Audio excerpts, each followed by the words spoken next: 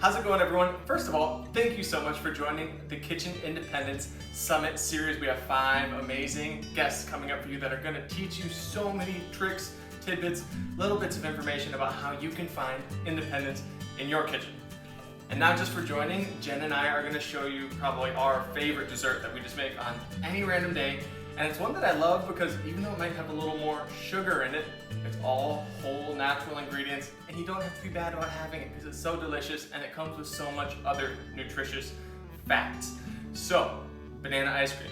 Ready to get into it? So before we get started on talking about the ingredients, one thing you might notice is we use whole ingredients in our kitchen. That's one of the rules of my cookbook. You cook with real whole food ingredients and also eating organically. Can you tell me why those are 2 real important things kind of that we use in our kitchen? I mean, mainly whole real foods. You're not going to get the backup in your GI and in your gut from processed foods. That's just the reality of it. So I'm blessed that I get to have an amazing chef in the kitchen that is able to do it all for me, because I don't like to cook as much, to be honest. Like, it's harder for me, and this is why I think it's even more important for him to put this stuff out there, because it does bring someone like me who didn't have a chef in the kitchen independence, like teaching me the skills of how to and why it's important, and giving me accessible and easy recipes to be able to use for the whole real foods. And just really quickly to answer your question, Yeah. we use organic foods particularly because it's going to be less likely to have all of the pesticides that non-organic will have. Your body just works so much harder to have to clear it out.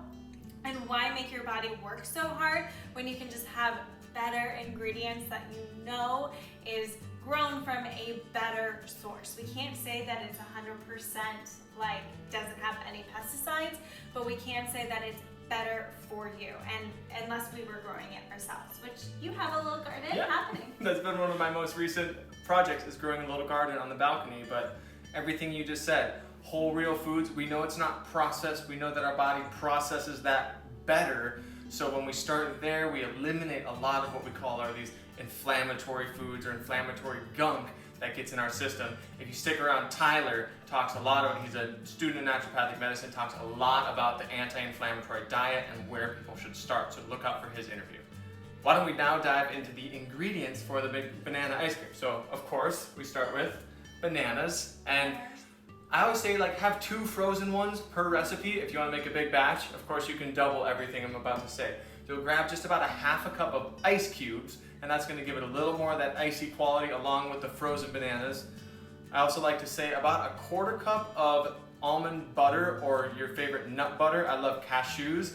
And if you're starting with raw ones, have a little more, like a ¾ cup or a ½ cup, because then they'll blend down and get into a smaller portion. This is also one of the core ingredients of my cookbook, which I love to talk about this concept of cooking around 10 core ingredients. So this cookbook starts with ingredients like beets, carrots, sweet potatoes, cashews, chickpeas, and it gives you alternates for all of those different ingredients, but it helps you learn how to cook with just a few core ingredients and cook a lot of different things. So cashew is the core ingredient that is making an appearance in this banana ice cream. After that, we have about a tablespoon of cacao powder. You could also use cocoa powder if that's what you have in your kitchen. I like to add a little bit of maca, so maybe a ½ tablespoon of maca. If you don't have it, don't worry about it. It just adds a nice little taste, and it's amazing, an amazing superfood. Adaptogen. And adaptogen, absolutely. And then we have dark chocolate chips. I do like to use 100%, but these are semi-sweet, so these are about 70-75%. Ooh. Yeah, right? I thought I would Well get that.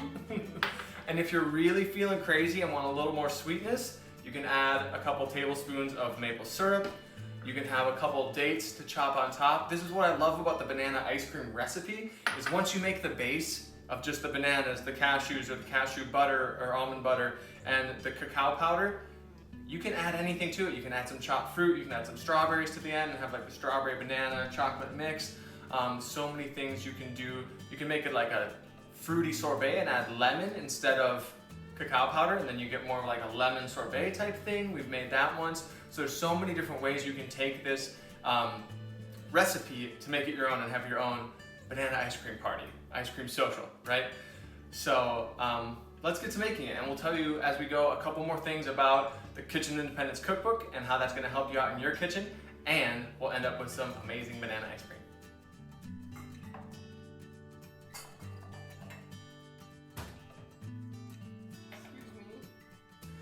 Alright, so here's a little tip. If you're actually using ice and you're using a food processor, put the ice in first and blend it down. Otherwise you might have ice chunks in the end, and it's a little bit obnoxious when you just blend down ice in a food processor, but it's the best way to make it a little more smooth at the end.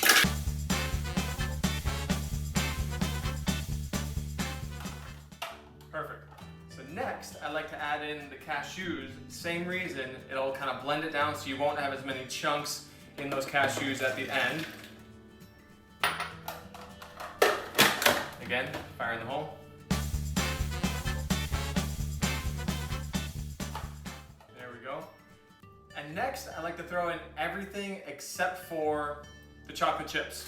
So I usually have a standing bag of frozen bananas in the freezer, whether it's for smoothies or whether it's for banana ice cream. I love to have it. If your freezer's super, super cold and the bananas just get really, really hard, make sure you don't just throw the full banana in the food processor, because then you could jam a food processor or, you know, God forbid, break the food processor. This is like my baby in the kitchen. Sorry, babe. So I am obsessed with this thing. And if I didn't have a food processor, it would take so much more time. That's another thing about the Kitchen Independence Cookbook I love, is that I try to focus on some key tools that you can have in the kitchen. So it's the Kitchen Independence Essential Tools that really help you speed up that prep time that it takes to make meals for your family or for yourself. So food processor is one of them. The rest are in the book. And so the one thing some people might say, which we'll get a lot, is, well, there's a lot of sugar in this, you know, with the maple syrup, with the bananas, with the chocolate chips, and even the dates. Like, what would you say to people who say, oh, there's so much sugar in this, you shouldn't be having that? That's where we always go back to, but this is not processed sugar. And I think, I guess I can't speak fully for the maple syrup. It's all organic. Oh, it's organic maple syrup. Yeah, and that's the only ingredient in it. Sorry. So honestly, when you have all things that are not processed, your body is going to be able to tolerate it more, and as long as you're eating mindfully. So obviously, okay, if we have a lot of bananas for one of them, we're not going to continue to have banana ice cream all throughout the day, right? This is like your little quote-unquote treat, or just something that you want to enjoy. Not even a treat. It's not something that is like, ooh, now I get to have this. It's just, I want it. And really, when you listen to your body in that way, you'll be able to start to intuitively know when I need more greens. I want that sugar, but it's not coming from this depleted place. It's coming from a more enjoyment place. And as long as you're able to start to listen to your body, especially when you use more of the recipes and the way that he talks about them, and you add these nutrients in, when you start to come to this banana ice cream and you actually enjoy it, it's not going to be something you feel guilty about, and it's not going to be something bad. Couldn't have explained it better. Using the whole food ingredients, it just packages it with so many other things. And when you're eating those natural ingredients, like you said, from a place of acceptance and enjoyment, and not telling yourself, oh, I'm having ice cream, this is a bad thing, you just start to reframe what that nutrients and energy means for you. And then your body can start taking it, enjoying it, and then using it, again, to help you move and fulfill your purpose in life. So eating intuitively and eating in the way that your body responds well is another huge concept that I talk about at the beginning of the cookbook, just to prep you for what you're gonna learn in the cookbook.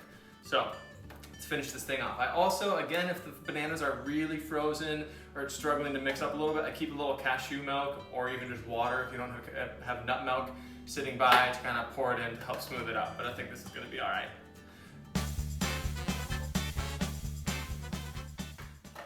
All right, last step is gonna be to put in the chocolate chips and top it with a few little chopped bits of date.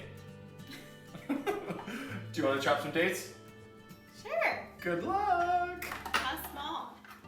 Some little strips about the size of the chocolate chips. Chocolate chips in, and Queen's got a knife. Look out.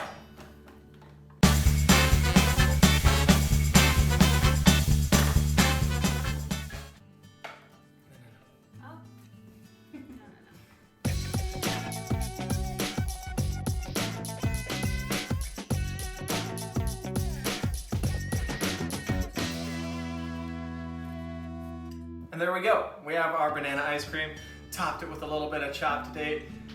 This is the kind of thing you're gonna find in the Kitchen Independence Cookbook, but it's not gonna be through the screen and you're not gonna have to watch us eat it. You're gonna be able to enjoy it yourself and enjoy that you made the dang thing and made it from whole food looking ingredients. So stick around for the Kitchen Independence Summit Series. Seriously, I can't wait. Julia Glanz, registered dietitian. Amanda Rocchio, who's just an amazing food prep, meal prep expert online. Dr. Jess Peatross, who's a naturopathic MD. Tyler Jean, who he's at Functional Foods on Instagram, and he's a naturopathic student of medicine. And then Hollan, who's a cookbook artist, vegan cook, vegan chef, and just so creative with the way that she cooks. They're all gonna come in and give you their expertise during this summit series. And now Jen and I have, and hopefully you, have some banana ice cream to enjoy. Cheers. Cheers.